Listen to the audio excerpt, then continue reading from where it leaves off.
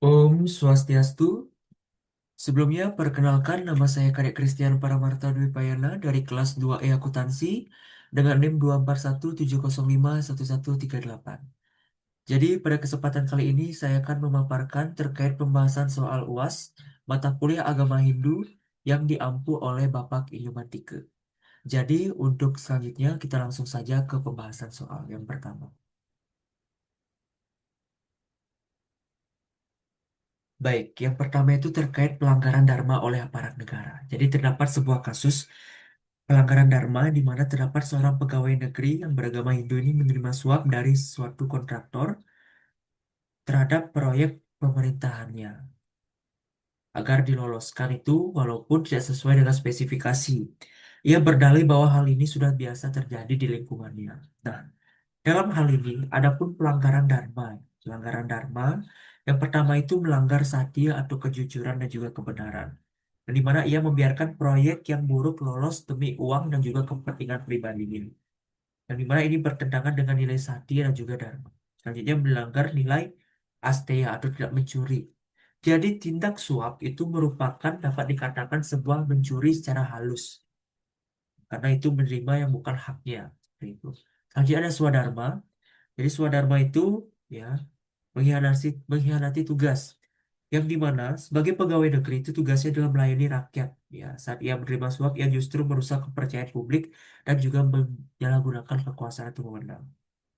Selanjutnya merusak keteraturan sosial atau reta, yang dimana tindakan seperti kasus di atas itu merupakan, mohon maaf, membuat masyarakat sengsara karena proyek yang dikerjakan itu tidak sesuai dengan kualitas seperti itu, melanggar prinsip. Dan yang terakhir itu dikama atau didorong dengan hawa nafsu atau karma buruk. Ya, dia menerima uang suap karena keinginan pribadi, hawa nafsunya tidak dapat dipungkiri. Bukan demi kebaikan bersama, namun demi kepentingan pribadi. Nah, jadi adapun nilai-nilai yang harus dijunjung oleh seorang abdi negara atau aparat negara ya. Ya pasti ada nilai sakti atau nilai kejujuran, kebenaran, nilai dharma, tugas suci, nilai swadharma yang menjalani tugas sesuai peran, ya, tanggung jawab. Diskar, diskama karma atau tulus tanpa pamrih melakukan pekerjaan bukan karena imbalan, melainkan karena pengabdian kepada masyarakat dan juga negara. Arjava ya, ketulusan dan integritas. Asteya, tidak mencuri atau korupsi. Ya. Dhamma, pengendalian diri, mampu mengendalikan hawa nafsu. Ya. Dan yang terakhir itu tapasya, itu disiplin dan ketekunan, bekerja dengan rajin, teratur, disiplin dan penuh tanggung jawab. Ya, seperti itu. Selanjutnya terkait korupsi dan hukum karma pala. Yang lima terdapat contoh kasus seorang kepala desa yang bernama Made itu menyalahgunakan dana desa untuk kepentingan pribadinya. Ia percaya bahwa karena tidak ada yang tahu dan tidak terkena hukuman seperti itu. Nah, jadi ada pun konsekuensi dari tindakan Made, konsekuensi yang ditimbulkan. Ya pastinya rasa gelisah yang tidak tentram, perasaan batin Made itu tidak tentram, gelisah secara batin. Hukum sosial dan juga spiritual jika perbuatannya terungkap dan penderitaan di masa depan akibat karma buruk. Inilah ya hukum sebab akibat dari adanya karma pala. Penderitaan baik itu di masa sekarang, di masa depan. Baik itu yang menerima dia sendiri maupun keluarga atau keturunannya seperti itu. Nah, adapun pesan moral ya. Ya, adapun pesan moral yang dapat diberikan yang sangat penting bagi para pemimpin yang khususnya memegang wewenang. Ya, jadi pemimpin itu sejati itu harus tulus dan jujur, ya, tidak menyalahgunakan suatu jabatan atau wewenang, ya, menjalin teladan dharma, ya, ya, harus menghasilkan karma-karma yang baik. Ya, sebagai pemimpin itu harus melayani masyarakat, ya, mengabdi kepada masyarakat, mengabdi kepada negara. Kita melayani masyarakat, bukan kita yang berkuasa seperti itu.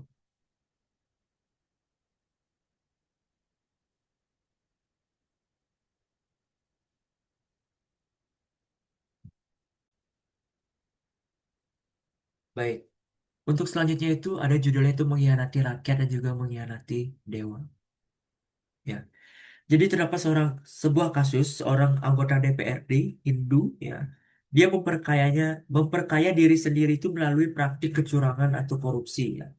Namun saat upacara di pura ia tetap memimpin persembahyangan dan berbicara tentang kesucian, tentang keagamaan ya, tentang kebajikan seperti itu. Jadi adapun prinsip yang dilanggar. jika dilihat dari dua pandangan yaitu sati dan juga retang. Jadi ditinjau dari sati, memiliki arti kebenaran, kejujuran dalam berpikir, berkata, dan berbuat. Dalam kasus di atas, anggota DPRD tersebut tidak menjalankan prinsip sati ya, karena ia menyembunyikan kebohongan ya di balik citra religius. Ya, dia berkata suci ya, berkata keagamaan, namun tindakannya itu sangat bertentangan dengan ajaran Dharma di Hindu, ya ajaran di Dharma. Jadi mana ini merupakan penggunaan simbol agama untuk menutupi perilaku yang tidak bermoral yang disebut dengan spiritual vision, ya, kemunafikan spiritual. Nah, adapun sikap umat Hindu yang dapat, yang tepat itu ya, tidak membenarkan kemunafikan itu sebagai karena jabatan atau kekuasaan, yang menjunjung nilai dharma di atas kepentingan pribadi atau politik, berani menyuarakan kebenaran ya jika terdapat orang yang melakukan kesalahan itu berani kita menyuarakan kebenaran, ya. Menjalankan ajaran dharma dengan hati yang bersih dan juga tulus.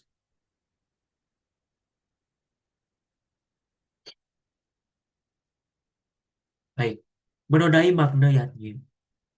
Terdapat sebuah kasus ya, terdapat sebuah kasus di mana ketua panitia pembangunan pura terbukti menggelapkan dana sumbangan umat untuk kepentingan pribadinya. Ia masih mengikuti proses dan memimpin karyanya seperti biasa. Nah, jadi dari kasus tersebut makna atau esensi dari yatnya itu sudah ternodai atau tercoreng.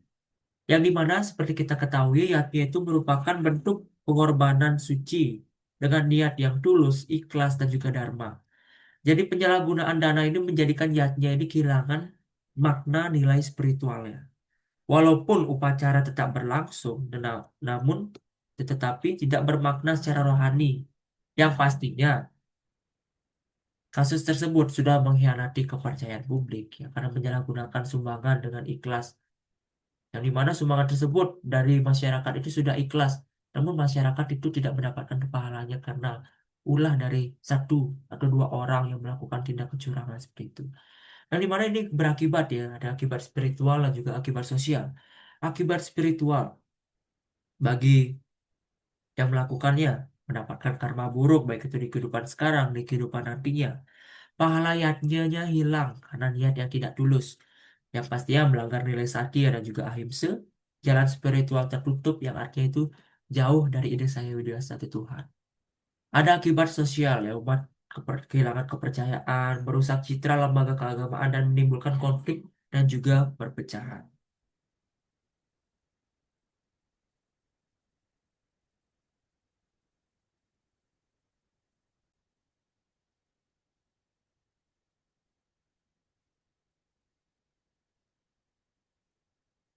Baik, untuk selanjutnya terkait pendidikan karakter berbasis ajaran agama Hindu.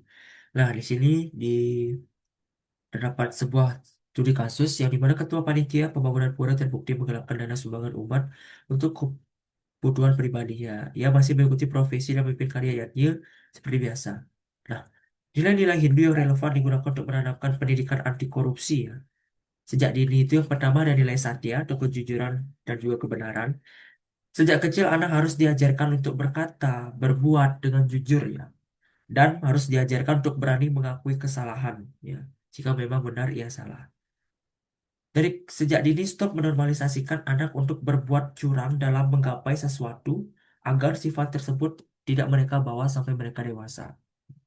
Selanjutnya nilai ahimsa itu tidak menyakiti. Nah, korupsi ini merupakan bentuk ya, bentuk menyakiti, bentuk kekerasan yang tidak langsung karena menyakiti banyak orang melalui penyalahgunaan wewenang. Selanjutnya ada asteya itu tidak mencuri, ajarkan anak untuk tidak mengambil hak milik orang lain ya. Ajarkan mereka untuk meminta izin sebelum meminjam ataupun meminta sesuatu hal seperti itu.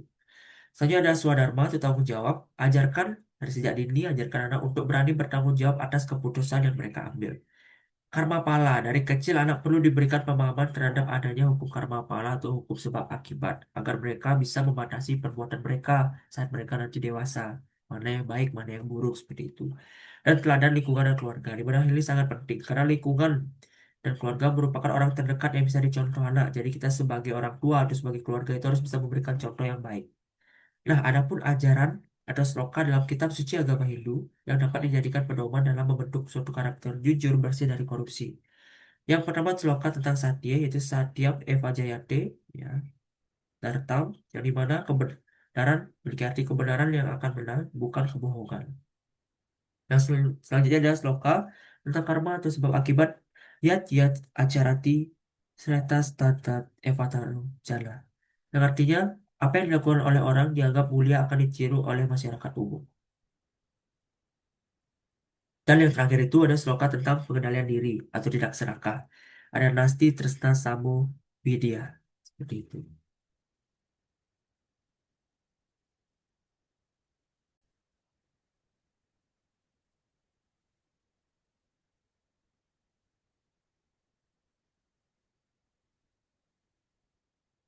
Baik. Untuk selanjutnya itu terkait toleransi dan kerukunan antar umat beragama. Jadi terdapat studi kasus di mana di sebuah desa di Bali, masyarakat Hindu dan Muslim itu hidup secara berdampingan. Nah, ketika hari raya Nyepi, umat Muslim itu turut menjaga ketenangan lingkungan dan menghentikan aktivitas beribadah sementara untuk menghormati hari raya umat Hindu. Sebaliknya saat Idul Fitri, umat Hindu membantu dalam menyiapkan seperti parkir, keamanan di sekitar masjid. Dan karena di Hindu kan ada dinamakan pecalang seperti itu. Nah, ajaran apa saja sih yang tercermin ya dalam kasus di atas? Yang pertama itu adalah ajaran Tatua Masi atau aku adalah engkau ya. Di mana ini mengajarkan bahwa semua makhluk itu adalah bagian dari satu kesatuan. Dengan memahami bahwa aku adalah engkau, umat Hindu, melihat umat lain bukan sebagai orang asing, tetapi sebagai sebuah ciptaan dari Tuhan. Atman yang sama. Selanjutnya ada Vasudev Kutumbakam, yaitu seluruh dunia adalah satu keluarga. Mengajarkan bahwa semua manusia adalah satu keluarga besar, ya, tanpa memandang suku, agama, bangsa, dan lain sebagainya. Dalam praktiknya ini berarti hidup rukun, saling berdampingan, dan tidak memusuhi suatu perbedaan seperti itu. Selanjutnya ada Dharma Sakti, yaitu tugas untuk menjaga kedamaian. Yang dimana umat Hindu diajarkan untuk menegakkan Dharma dengan damai, tidak dengan kekerasan atau konflik, ya, kedamaian. Ada ahimsa itu tidak menyakiti dan juga menghormati sesama. Dalam ajaran ahimsa, tidak hanya berarti tidak saling menyakiti secara fisik, tetapi juga tidak menyinggung perasaan, tidak merendahkan, atau tidak mengganggu keyakinan orang lain. Dan yang terakhir itu ada seva atau pelayanan tulus tanpa pamrih. Yang dimana seva merupakan bentuk pengabdian kepada sesama manusia sebagai bagian dari pelayanan kepada Tuhan atau Yang Sang Hyang Widi Wasa. Dan dimana dalam kehidupan sosial, ini tercermin dari kesediaan membantu tanpa mengharapkan suatu imbalan sebagai bentuk kasih sayang yang bersifat universal. Nah, tadi toleransi dalam antar umat beragama. Ini dalam ruang lingkup masyarakat. Sekarang toleransi dalam lingkungan sekolah, ya, di lingkup sekolah. Terdapat studi kasus Iwayan, seorang siswa yang beragama Hindu di sekolah umum, yang memiliki teman-teman ya yang dari berbagai agama, dan saat ada perayaan Hari Raya Natal, Wayan ikut membantu menghias kelas dan menghormati temannya yang merayakan. Nah, menurut penerapan ajaran Tatuam Asi dan juga Vasudhaiva Kutumbakam, ya, yang di mana Tatuam Asi, aku adalah engkau. Di mana makna dari ajaran Tatuam Asi itu yaitu semua makhluk memiliki jiwa Atman yang sama, berasal dari Tuhan yang satu, ya. Maka apa yang dirasakan orang lain seharusnya dapat juga dirasakan oleh kita. Terkait penerapannya oleh Iwayan, dalam kasus di atas, dengan ikut membantu ya, teman umat beragama lainnya, ia tidak melihat perbedaan agama sebagai penghalang, namun justru melihat sebagai kesempatan untuk bisa menghargai, bisa memahami perasaan orang lain. Saat Iwayan membantu teman yang merayakan Natal, ia sedang berkata di dalam hati dan di dalam tindakan, aku adalah kamu, dan kebahagiaanmu juga kebahagiaanku. Itu sesuai dengan ajaran dari Tatwa Masih. Selanjutnya, jika dilihat dari penerapan ajaran Vasudhaiva Kutumbakam, ya, seluruh dunia adalah satu keluarga, di mana makna ajaran, ya, yaitu semua manusia di dunia ini adalah bagian dari satu keluarga besar. Tidak ada yang benar-benar asing atau berbeda. Semua adalah sama, semua adalah saudara dalam nilai kemanusiaan. Terkait penerapannya oleh Wayan dalam studi kasus di atas, yakni dengan bersikap terbuka, saling menghormati, ya, saling menghargai, turut berpartisipasi dalam suasana perayaan. Wyatt telah menunjukkan sikap kekeluargaan lintas keyakinan. Ia menjadikan kelasnya sebagai rumah bersama, di mana semua saling mendukung, semua saling menghargai antara satu sama lain. Seperti itu. Baik, terkait selanjutnya itu musyawarah antar umat beragama. Jadi terdapat studi kasus. Sebuah banjar di Bali itu berencana membangun pura. Namun lokasi pura itu berdekatan dengan gereja yang dimana warga Hindu dan juga warga Kristen ini berdialog atau bermusyawarah yang akhirnya menyepakati jadwal kegiatan ibadah masing-masing agar tidak saling mengganggu. Jadi ada pun bentuk kerukunan beragama yang tercermin dalam studi kasus di atas. Yang pertama itu toleransi antar umat beragama dan saling menghargai. Ya, di mana kedua umat ya bisa menghormati hak dan kepentingan bersama, ya, tidak memaksakan kehendak. Selanjutnya bentuk kerukunan dialog dan bermusyawarah. Baik itu antar umat beragama ini, ya, masalah itu dapat diselesaikan melalui komunikasi terbuka, bukan konflik atau pertentangan, dan koordinasi jadwal ibadah. Dan ini sebagai bentuk wujud nyata dari kompromi dan niat baik dalam menjaga ketenangan dan juga kerukunan bersama.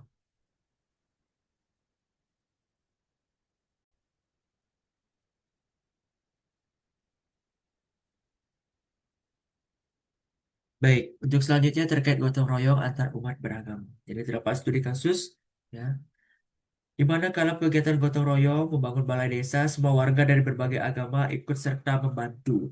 Mereka tidak membeda-bedakan latar belakang agama, ya, dan juga bekerja sama demi kepentingan bersama. Jadi ajaran Hindu yang mendasari sikap gotong royong dan kerjasama lintas agama seperti kasus tadi itu. Yang pertama itu adalah Tattva Masih, adalah aku adalah engkau, ya. Di mana mengajarkan semua makhluk ya memiliki jiwa yang sama. Dengan memahami ini, umat Hindu didorong untuk tidak membeda-bedakan orang lain. Karena pada saat-saatnya kita semua bersaudara. Gotong royong dengan semangat Tattva Masih. Seperti itu. Vasudhaiva Kutumbakam. Ajaran yang kedua itu seluruh dunia ada satu keluarga. Jadi mana kita bersama yang lain itu merupakan suatu keluarga besar yang diwujudkan melalui kerjasama, ya, saling menghargai, peduli terhadap sesama tanpa memandang suku, agama, atau ras. Selanjutnya ada Dharma tentang kerjaan sosial. Dharma bukan hanya berhubungan dengan ibadah, tapi juga mencakup kewajiban sosial, termasuk bekerja sama dalam kepentingan umum dan menjaga keharmonisan dalam masyarakat. Selanjutnya ajaran seva atau pengabdian atau pelayanan tanpa pamrih. Ya, di mana seva merupakan bentuk pelayanan kepada sesama sebagai bentuk bakti kepada Tuhan yang Sang Hyang Widi Wasa, membantu pembangunan ya balai desa seperti contoh kasus di atas itu merupakan bentuk pengabdian nyata pada masyarakat, ya. Dan dalam ajaran agama Hindu dianggap juga sebagai bentuk ibadah. Baik, selanjutnya ada Dharma Santi dan pesan persatuan. Jadi terdapat ya kegiatan Dharma Santi antar umat beragama di mana seorang tokoh Hindu menyampaikan pidato bahwa perbedaan agama tidak boleh menjadi pemisah, tapi dijadikan sebagai jembatan menuju perdamaian. Ya, dia mengutip slogan dari Weda tentang persatuan umat Indonesia. Nah, jadi pesan moral yang didapat dari kasus di atas itu perbedaan agama bukanlah alasan untuk berpecah belah, melainkan peluang untuk saling memahami, saling mempererat persaudaraan. Itu. Nah, ada pun sloka, Weda atau ajaran Hindu yang relevan dari studi kasus yang di atas. Yang pertama itu pasti apa? Sudah Kutumbakam, yaitu seluruh dunia ada satu keluarga. Demikian arti di mana ajaran ini menegaskan bahwa tidak ada orang luar atau orang asing dalam kehidupan ini. Semua manusia adalah saudara satu sama lain walaupun itu berbeda agama. Yang kedua ada Sanghaj Davang, Samdua Wow, Sampo Malamsi Janatang. Di mana hiduplah dalam kebersamaan, berbicaralah dengan satu hati, dan satukan pikiranmu demi satu tujuan bersama. Dan yang ketiga itu ada Ekam Satwripa, Bahuda Wadalti. Yang dimana dalam ajaran ini menegaskan bahwa semua agama menuju pada kebenaran yang sama walaupun melalui jalan dan sebutan yang berbeda-beda. Baik, yang selanjutnya terkait Dharma agama dan juga Dharma negara. Ada studi kasus yang mana I Gusti Ngurah, seorang PNS beragama Hindu, selalu memulai harinya dengan sembahyang sebelum bekerja. Di tempat kerja juga ia dikenal sebagai orang disiplin, jujur, dan tidak pernah menyalahgunakan wewenang. Ia juga aktif dalam mengikuti kegiatan sosial kemasyarakatan dan menjaga hubungan baik dengan sesama rekan lintas agama. Jadi dapat dilihat dari dua pandangan dan dua konteks, itu Dharma agama dan juga Dharma negara. Dharma agama yaitu kewajiban I Gusti Ngurah sebagai umat Hindu yang dimana yang dijalankan sebagai umat Hindu, dia dapat ya sembahyang sebelum melakukan pekerjaan, dan juga dia menjaga hubungan spiritual dengan Tuhan atau di Sang Hyang Widi Wasa, menjaga kejujuran, kedisiplinan, dan kerukunan itu wujud nyata juga ya dalam ajaran Hindu seperti Satya, Ahimsa, ya, Tattva Wasi. Kalau dilihat dari Dharma negara, itu adalah bentuk tanggung jawab ya, kewajiban I Gusti Ngurah sebagai warga negara dan juga aparatur negara yang melayani masyarakat dengan integritas, ya, dengan bersikap disiplin, jujur dalam bekerja, menunjukkan ia ya telah melaksanakan tugasnya sebagai abdi negara dan penuh tanggung jawab. Baik, dan juga terakhir, contoh kasus terakhir adalah siswa teladan dan dharma yang seimbang. Terdapat studi kasus Made, seorang siswa SMA yang aktif mengikuti upacara keagamaan di pura, di taat beribadah ya. Di sekolah ia juga rajin belajar, rajin mengikuti upacara bendera dengan hikmat, dan serta terlibat dalam kegiatan bakti sosial lintas agama yang diadakan oleh organisasi OSIS ya. Yang mengikuti organisasi juga di sekolah. Nah, yang dimana analisis studi kasus di atas berdasarkan konsep dharma agama dan juga dharma negara ya, di mana sikap Made di atas mencerminkan penerapan keseimbangan antara dharma agama dan juga dharma negara sebagaimana mestinya diajarkan dalam agama Hindu.